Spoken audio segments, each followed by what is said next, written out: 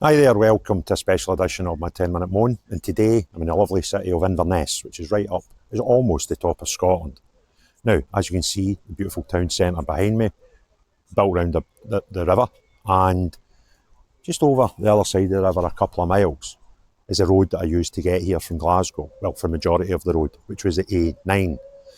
Now, the A9 runs, for most part, is from Perth up to Inverness and beyond.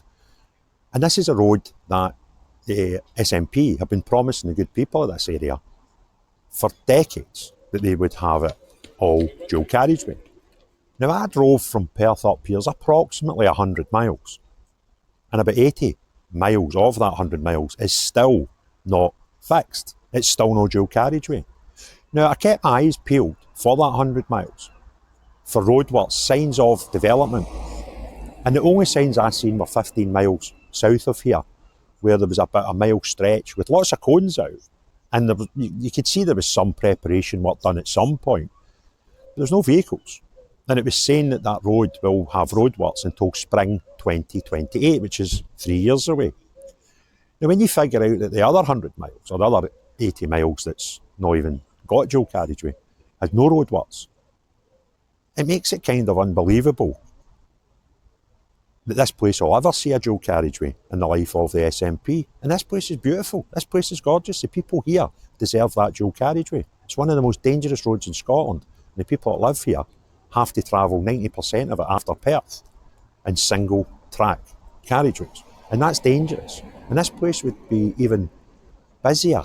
It would flourish if the main road into it from the rest of Scotland, where the vast majority of people live, for the central belt, if it was dual carriageway.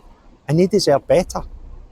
They don't deserve lies, they don't deserve to be told time and time again with SNP that there's going to be delays to their major road network to the rest of the country. When you consider haulage, etc., trying to get up here, you get an idea of this is the heart of the Highlands, this is the capital of the Highlands. And you can't drive the last 90 odd miles in a dual carriageway. It's 2025. This is not acceptable. And I would encourage as many of you possible that haven't been here to come visit the area and imagine how much it could flourish if it had a proper road network to help people get here. Hi there, so I'm now up in Dingwall. So I travelled up this morning, the sort of 20-minute journey up from Dingwall, from Inverness up here. And as you can see, another lovely, bustling town. Nice place, been up here a couple of times. People are good people, and there seems to be a decent standard of life up here. And it's towns like this and the surrounding areas to Inverness that could really benefit from giving these people what the Scottish Government promised them back in 2011, because this plan to dual the most dangerous, they call it the A9, the killer A9 by some people, it was announced to the Scottish public in 2011. But it didn't start any work until 2015. And they broke it into 11 sections needing dualled. And I've done probably one of them. And the one that I mentioned when I was in Inverness, the bit south of Inverness, just about 15 miles south, where I mentioned there was roadworks up here, and I looked into that last night, it's not due for completion for 3 years. So that means we've got another few miles of that road that'll be dualled. We'll still have 50 to 70 miles of the 100-mile stretch between Perth and Inverness. Still dangerous single-track roads with no barriers. The biggest problem is for head-ons is the barriers. If you don't have a barrier, there's nothing to stop cars going onto oncoming traffic, and that's where the biggest problems are. Obviously, if you have no accidents, but you don't take that into account and you've got just the dualling, it will help the traffic, it will help the flow of traffic, it will reduce the times. We're not talking about people speeding here, just doing, not getting held up behind lorries, caravans, that sort of stuff, where they can pass safely if you've got a dual carriageway. And then the extra benefit is dual carriageway, most of it will have barriers in between the two directions, or big enough gaps where the roads are maybe 150 feet apart and things. So there's loads of benefits, but these people were promised that this road would be completed by 2025. And this SNP government have just wrecked their dreams. It's impossible to happen. And the only bit they're actually working on right now will not be complete for, they say, 2028. But who's to say that could even be broken? And if this mob stay in power, when eventually will the rest of the sections be completed? You know, what's that timescale is it? It's taken us 14 years to get to a point where 10-15% of it is done. It's going to take us another 3 years to add a slight margin onto that, because the section just south of Inverness should be completed if completed on time. So the project is then 3 years overdue, with the vast majority of it, you know, you might have 2 or 3 sections out of 11 completed by then. So what is the true timescale? Do these people need to wait another couple of decades if that's the sort of, you know, speed of this thing? Well, no, they don't. What they need is, they need a change of government that will put their priorities first. Because this is there's Inverness was declared a city 2000. There's 60 odd thousand people live there, and another 20 odd thousand in the surrounding areas. That's a fair chunk of people.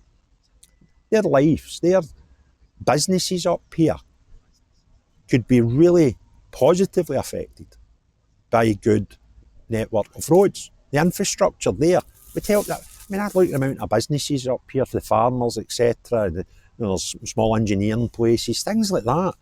They would really be helped if getting their goods out here. The amount of distilleries you passing away up here, the Winnie and all that, on that bit that should be dual carriageway.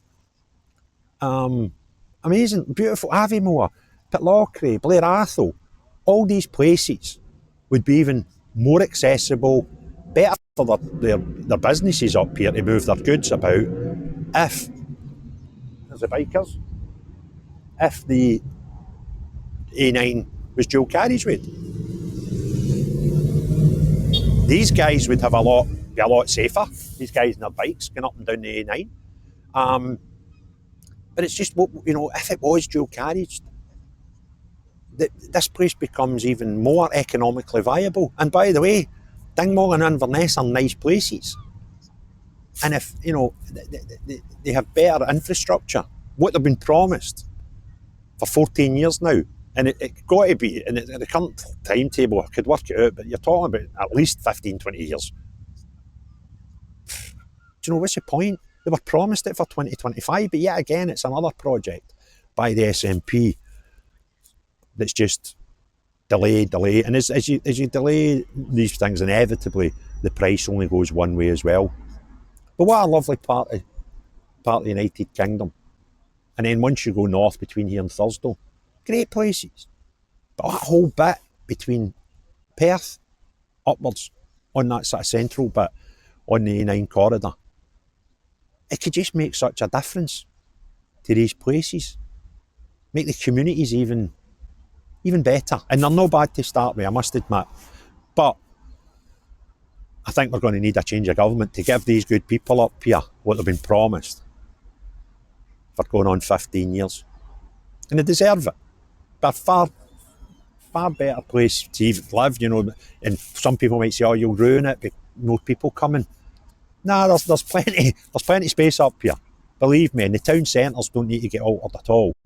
You could add on lots of people up here, make the place even thrive even more if Scottish Government, or we can get a Scottish Government that give these people what they're promised. But that's not the SNP. So if you enjoyed this video and you want other people to see it, please hit the thumbs up and make some comments. That always helps drive traffic to the videos. If you've not already done so, please hit the subscribe and the notification bell.